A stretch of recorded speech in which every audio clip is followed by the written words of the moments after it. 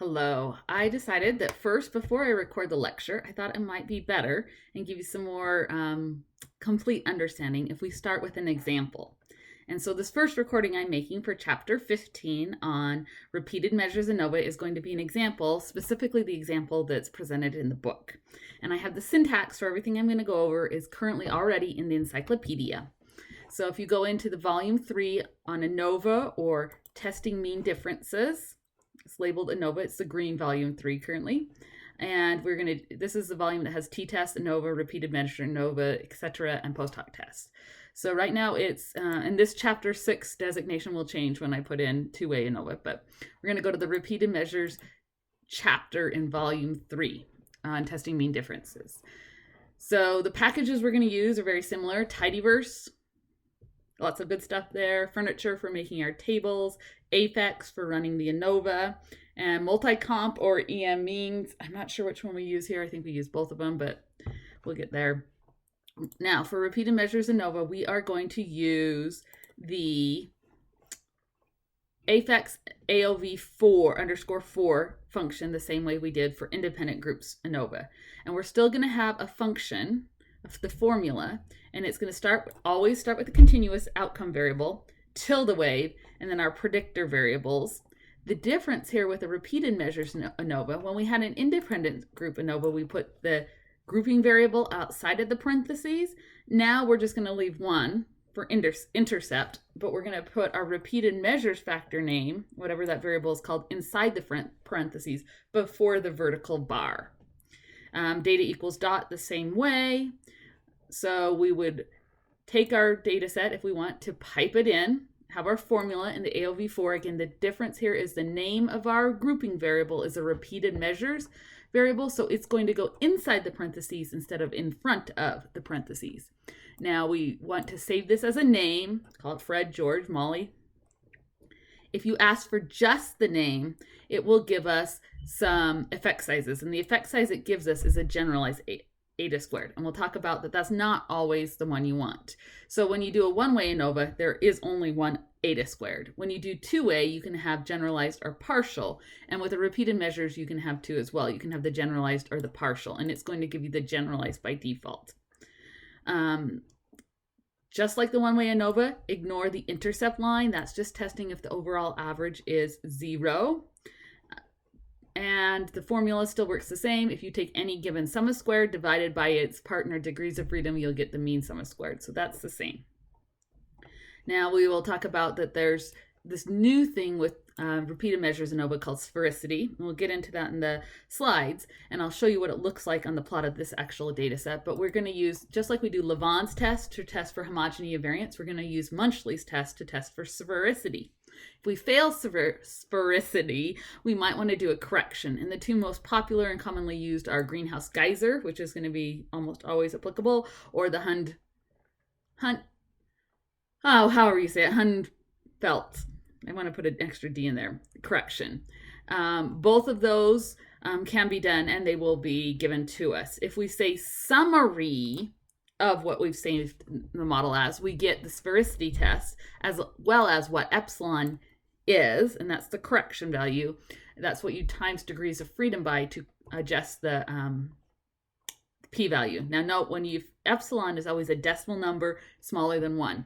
So if epsilon is 0.7, we're going to take our degrees of freedom times 0.7. So if we had 10 degrees of freedom, when we times by epsilon, we'll get 7. 10 times 0.7 is 7. That's a nice whole number. But sometimes epsilon times the degrees of freedom will give us new decimal degrees of freedom. And that is okay. It might make you uncomfortable, but that's okay. Another option we're going to see is if you put the dollar lowercase AOV, we'll get some sum of squareds.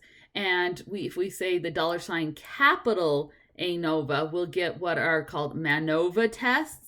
Generally, this is not what you want in bold. Multivariate tests are usually not what you want. So you want to be careful there because we've been using the $ capital ANOVA for our independent groups ANOVA, but it does something different with the repeated measures ANOVA. So sometimes, all the time by default, R is going to check for sphericity and automatically apply the epsilon adjustments. Greenhouse geyser by default. Sometimes that's not what you want. So if you want to overwrite that, or you want to say a different eta squared, because it's going to give you the generalized eta squared, and say you want partial eta squared, or maybe you want both. This is the extra part you have to throw in your AOV4 command. Correction equals none will reverse the default and not make the greenhouse geyser correction. And ES equals GES and PES will give you both the generalized and partial eta squared. I know this is a lot of code being thrown at you, but I want you to see this so that we can explore the repeated measures example together in R. And just like one-way ANOVA, we can do post hoc tests. The same thing happen. We do EM means, pairs, and we can do an adjustment or not. And we can do that in interaction plot as well. So let's start with our data so we can actually look at an example and talk about what all those words mean. So this is a data set that is provided in the book, and it has to do with 6 people being presented word lists, and each type of word they're asked to recall the words later on. Now this is an example where they're given positive words, negative words, and neutral words, 3 types of words. But when they're given the words are jumbled order. So it's not like on day 1 they are given all the positive words, day 2 they were given all the negative words, day 3 they're giving on the neutral words. In a repeated measures design, repeated measures does not have to mean sequential, one day after another or separated in time. A repeated measure just means we need to have more than one score per person usually, but per observation unit. So we'll have 3 observations per person, but we can have those simultaneously assessed. So sometimes this is done with a questionnaire that might have items on it that refer to depression, anxiety, and mood. And those are 3 related things. They don't have to be, but the items can be given in random order or a pre-described intermixed order. And then for scoring, we pull them apart and get multiple different sub-scores or domain scores. Anytime you have multiple scores per person, those scores are related to each other on the same person. So my depression score is probably going to be more similar to my anxiety score than somebody else's anxiety score. There is some connection. There is not independence between scores made on the same person. So anytime you have more than one score on a person, it is a repeated measures design, even if those scores were collected all at once. So that's what happened in this design. Now I'm using the Tibble Tribble command. So it's package Tibble command or function Tribble. And it's one way to input data if you have a smallish data set. So in this case, we have only 6 people. But we have, for the 6 people, we have first, we have how many words they recalled for the neutral words. So this is word type 1. Then for the same 6 people, we have how many positive words that they recalled off that list. And then the last entry here is negative words. So we have 3 kinds of items. So we can make we have 3 sub-scores per person. So the first person remembered 20 neutral words, 21 positive, and 17 negative. Now here it's important, the word type tells you what type of word, but notice the ID 1 through 6, and then we start over 1 through 6, and we start over 1 through 6. It's the same 6 people repeated in each of the conditions or in each of the types of words. Now I've also added on another variable, which is just the row number 1 through 18, which is their fake ID, as if this data set had been measured on 18 different people. Because if there were different people in each of the 3 groups, then we could do an independent groups ANOVA. So here is the data set put all in. So this fake ID is my last column. Notice it's going for the first 6 people, 1, 2, 3, 4, 5, 6. The real ID and the fake ID are the same. But when we get to the positive words, instead of repeating people 1 through 6 as we do in the regular ID variable, the fake ID continues on as if it was a new set of 6 people.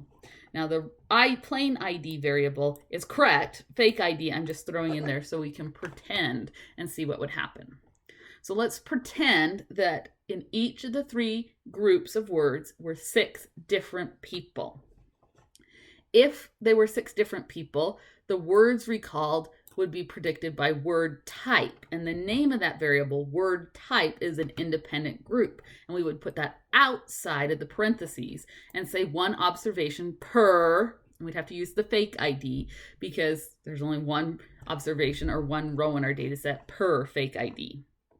And this would be the output we get. Remember, this intercept line, we ignore. Instead, we'll look at word type. Word type here has a p-value of 0.76. It's not significant. So in this case, we would say word type was not statistically significant, or if we wanted to put this in context, which we always want to do, we would say recall is not influenced by the connotation of the word. Positive, negative, neutral. Didn't make a difference in the average number of words recalled. Okay, so that's independent groups ANOVA. Independent groups ANOVA, we put the name of the grouping variable outside the parentheses and say that we're only having 1 observation per person.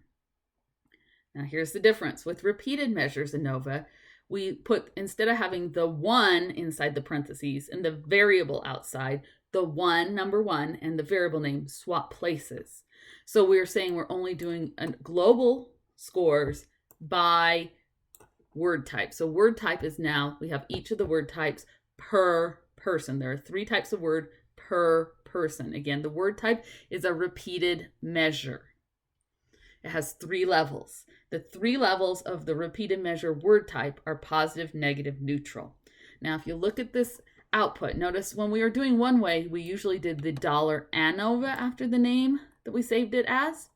With the repeated measures ANOVA, when you're putting a repeated measure variable inside the parentheses, instead of doing the $sign ANOVA, we're going to want to summary the name of it. Now, I've called this one way because it's a one-way repeated measures. We can't have 2-way repeated measures, but this is a one-way repeated measures. So when we do that summary, we get the univariate type 3 repeated measures ANOVA. And notice it says assuming sphericity, which I still haven't talked about in this lecture. And I know you read the book, but I'll show you what that means in a second. I want to just assume that we met it. So just like before, we get a line for the intercept. And remember, this intercept line, we always ignore. The intercept line in the one-way ANOVA was statistically significant. That tells us the grand average is not 0. More than 0 words were remembered. Well, I hope so, but that's like not very interesting. So same thing here, not statistically significant. What's more important is we want to look at word type.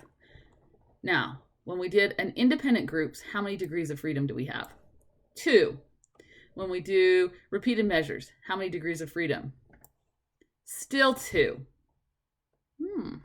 Because there's 3 repeats, so the degrees of freedom is 2. And that's 3 groups, degrees of freedom minus 1. That's the same whether it's an independent groups or a repeated measure. Now let's look at the sum of squared. For word type, the sum of squared for word type is 16.33. When we did it as an independent groups, it was 16.33. That's the same. But is the F value the same? This F value, for when we treated it as an independent groups, we got 0.2724. When we do it as a repeated measurement, we get something different. We get something different because when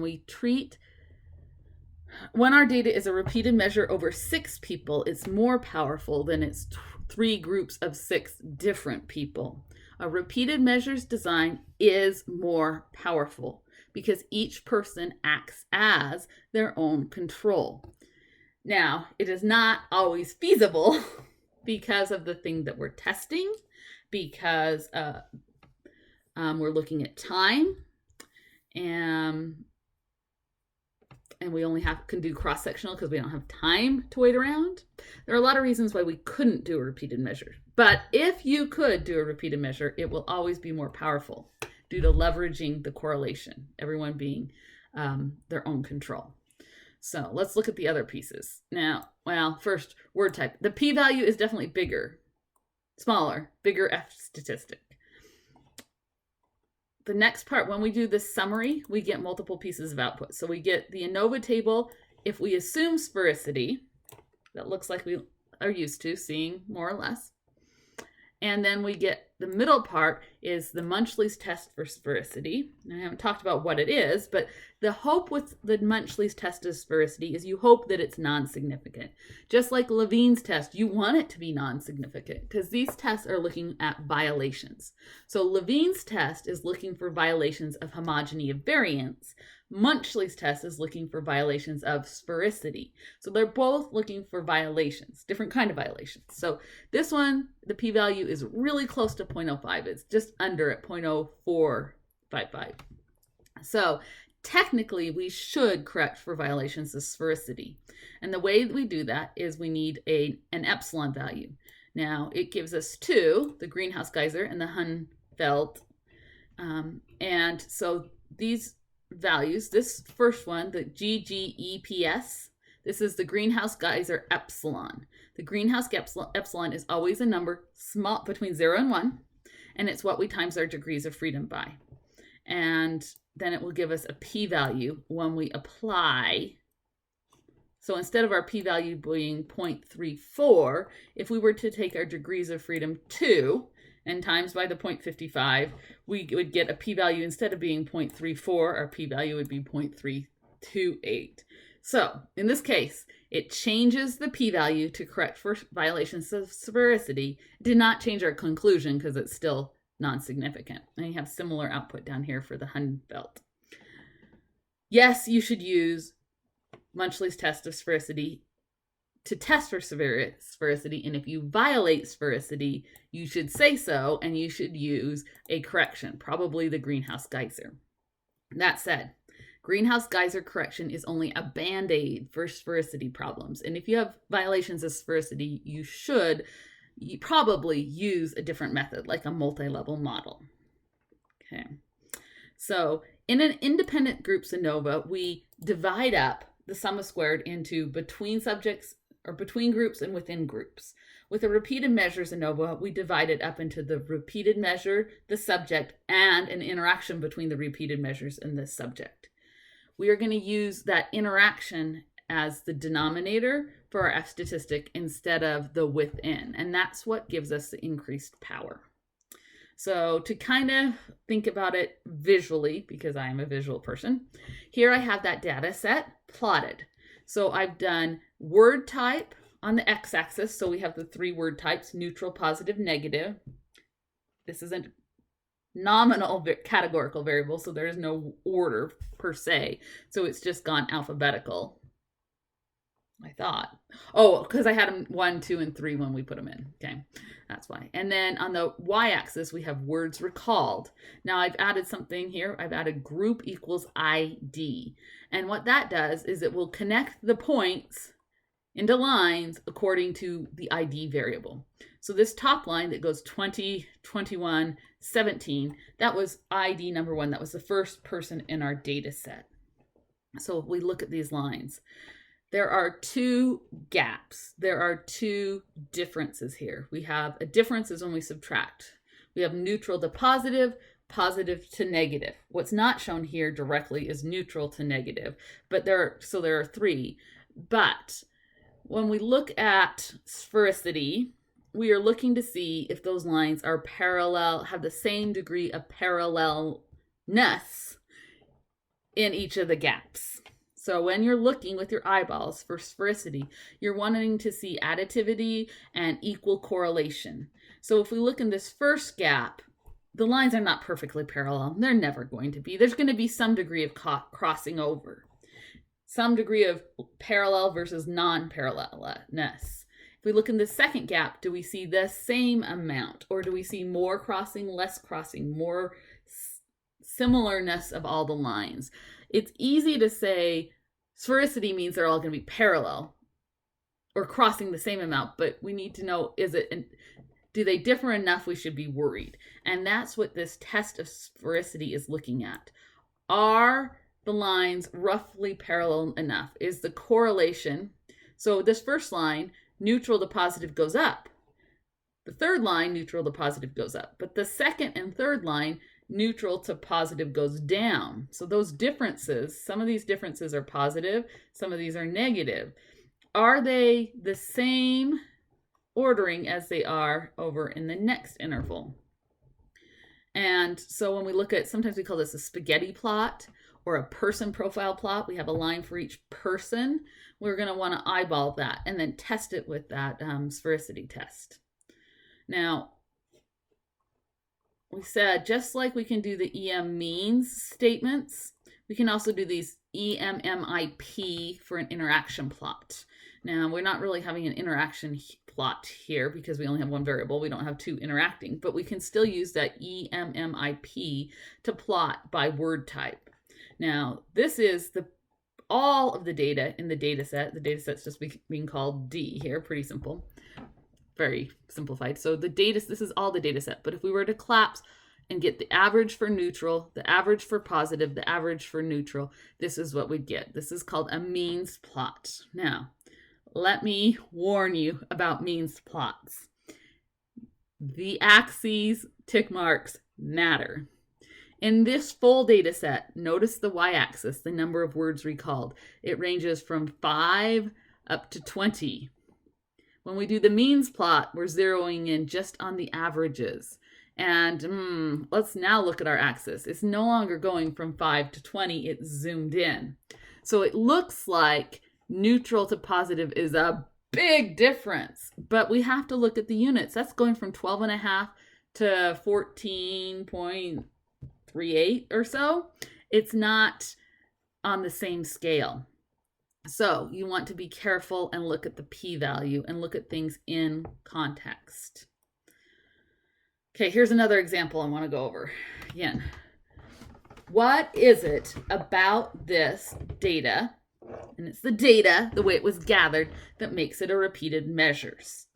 In this situation, this is contrived, meaning made-up data, about weight loss and self-esteem over 3 months for 3 groups of individuals. Again, we have 3 months. So we've got their weight at 3 months, and we've also got their self-esteem at 3 months.